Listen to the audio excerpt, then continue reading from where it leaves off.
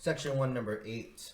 We have this ray of SQ is the angle bisector of angle PQR. You're going to find the two angle measurements not given in this diagram.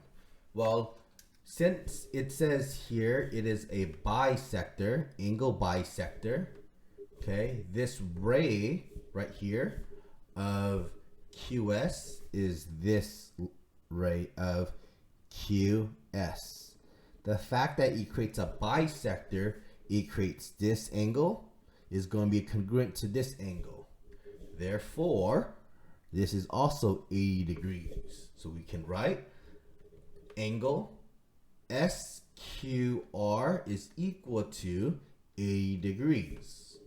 Okay? Then we can find the entire thing, angle PQR, which is the entire thing right here.